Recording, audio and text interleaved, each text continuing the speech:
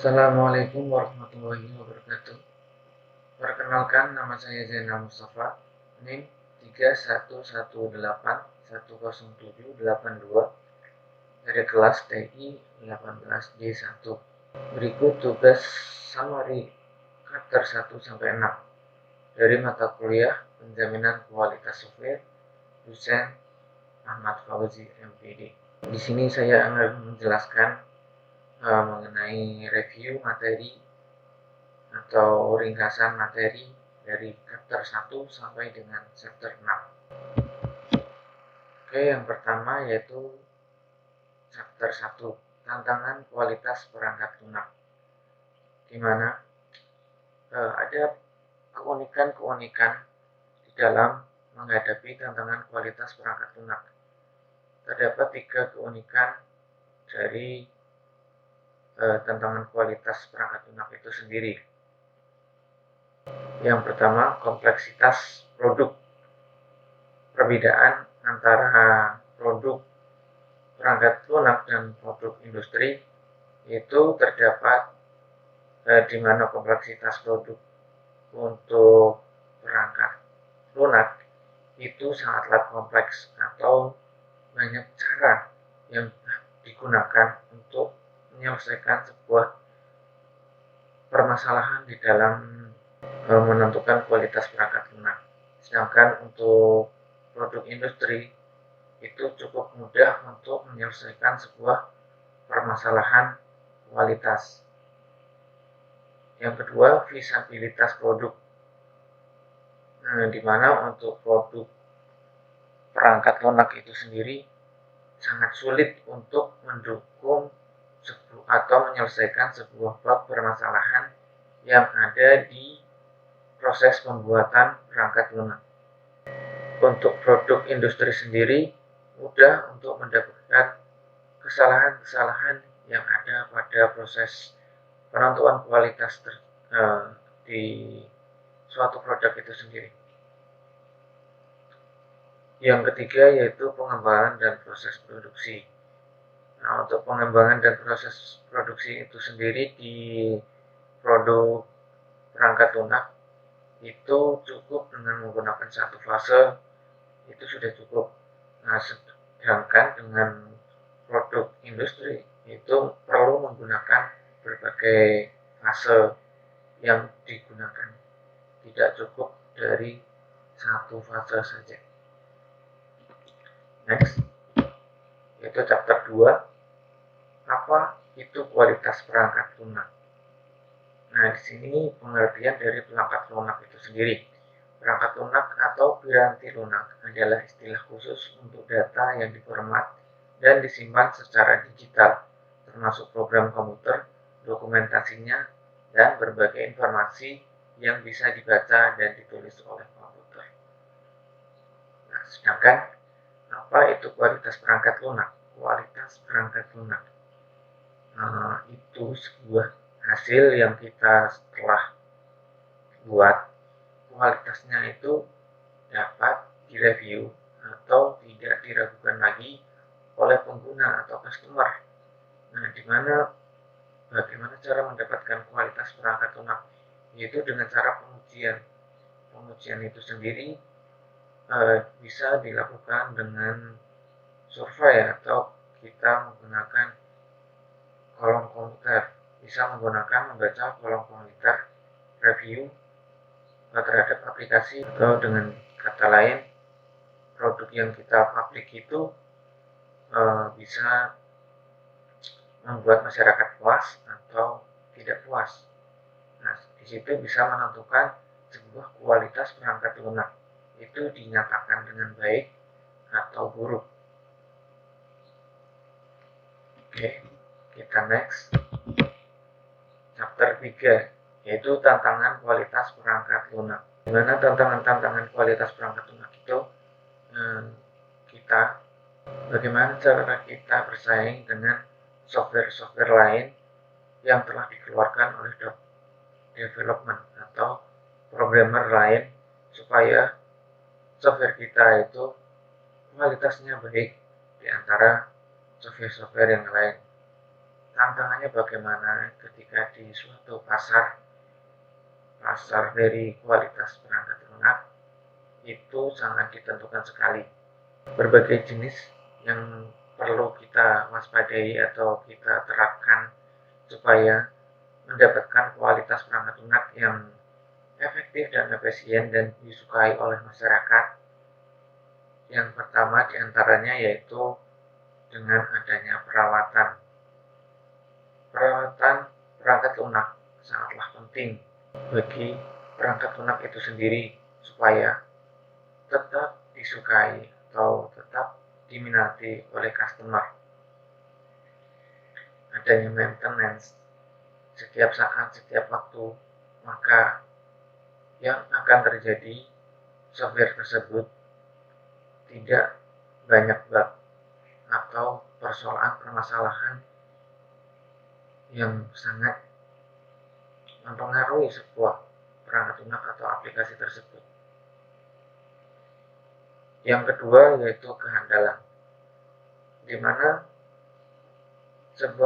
seorang programmer atau development menciptakan sebuah perangkat lunak atau aplikasi yaitu dapat meningkatkan kehandalan dalam sebuah sistem. Itu bagaimana caranya? Sebuah aplikasi tersebut dapat handal ya, hanya menggunakan aplikasi dengan cara yaitu semudah mungkin dan seminimal mungkin untuk masyarakat atau pengguna itu dapat mengerti aplikasi atau perangkat lunak yang kita buat itu dimengerti oleh mereka. Yang ketiga, software reuse atau software yang kita daur ulang. Kenapa perlu didaur ulang? Kenapa perlu kita kaji? Nah, sesuai dengan perkembangan zaman maka akan meningkat ataupun kita bersaingan antara development satu dengan development lain, maka akan kita reuse, kita daur ulang software yang lama, kita daur ulang, kita perbaiki, kemudian kita re-upload. Nah, itu menunjukkan bagaimana kualitas software kita, apakah masih diminati oleh masyarakat atau tidak. Dan yang terakhir yaitu pelatihan, di mana sangat diperlukan sekali pelatihan kepada customer. Perlunya minimal ada tutorial ataupun sebuah seminar, pelatihan-pelatihan supaya pengguna atau customer itu tidak terlalu asal atau terlalu istilahnya otodidak gitu dalam penggunaan sebuah software itu. Pentingnya adanya sebuah pelatihan. Next, chapter 4, komponen sistem jaminan kualitas perangkat lunak. Di antaranya komponen siklus hidup suatu proyek perangkat lunak. Terdapat 5 komponen siklus hidup atau istilahnya ekosistem kalau diibaratkan dalam bahasa IPA. Siklus hidup itu bisa dinamakan ekosistem suatu proyek perangkat lunak. Terdapat 5. Yang pertama, ulasan atau review dari pengguna. Itu sangatlah penting bagi kita seorang programmer atau development untuk mereview apa sih kekurangan-kekurangan yang sudah kita terapkan pada aplikasi tersebut. Apakah ulasan tersebut positif kebanyakan atau justru malah kebanyakan yang negatif. Maka kita review. Nah, setelah kita review, maka adanya perbaikan, maka aplikasi tersebut bisa diterapkan atau diterima dengan masyarakat dengan baik. Yang kedua, opini para ahli. Adanya opini para ahli di sini sangat membantu sekali dalam menentukan suatu proyek perangkat lunak. Opini para ahli, pendapat para ahli kita kaji, kita kelola dengan baik dan benar, maka akan terjadinya sebuah aplikasi yang diterima oleh masyarakat dan kualitasnya sangat bagus. Yang ketiga, pengujian. Pengujian sebuah perangkat lunak atau aplikasi, yaitu dengan salah satunya menggunakan white box ataupun black box, di mana dengan kedua cara tersebut, sebuah development atau programmer dapat menguji kualitas dari perangkat lunak yang telah dibuat.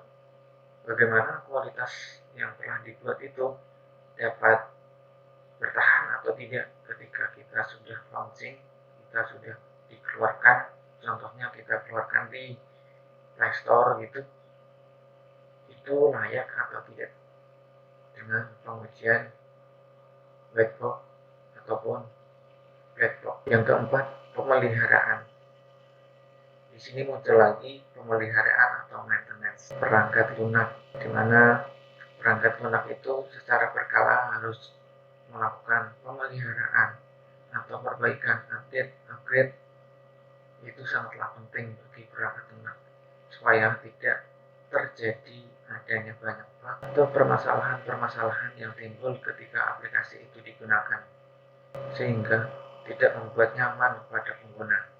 Alhasil, pengguna dapat beralih ke aplikasi lain yang lebih maju dan lebih mutakhir. Nah, untuk menjaga sebuah kualitas software, adanya pemeliharaan berkala.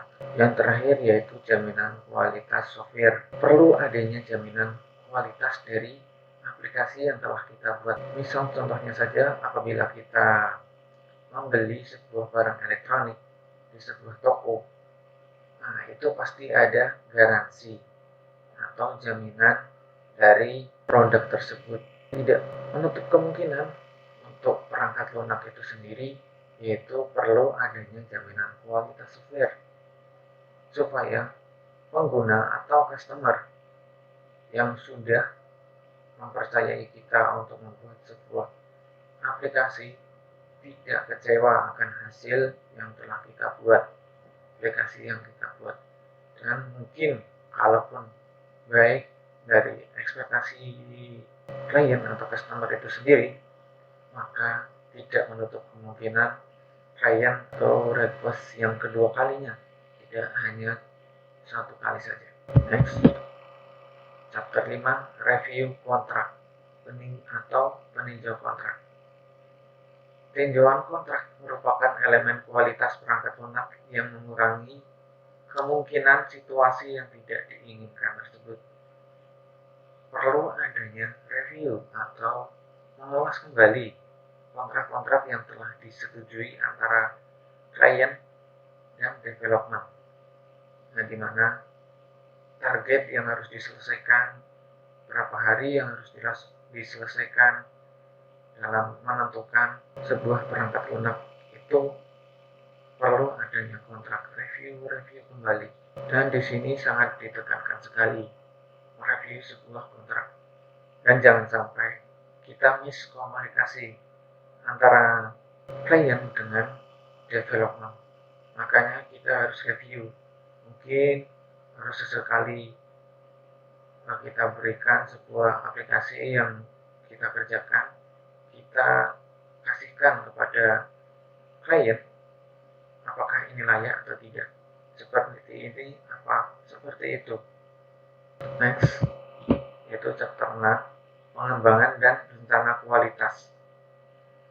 Menurut Ropolen dan Littinen pada tahun 2000, dia berpendapat bahwa resiko pengembangan adalah keadaan atau properti dari tugas atau lingkungan pengembangan yang jika diadakan kemungkinan terjadinya kegagalan proyek. Dia juga menyebutkan ada 3 yang menjadi resiko terhadap pengembangan rencana dan rencana kualitas perangkat lunak.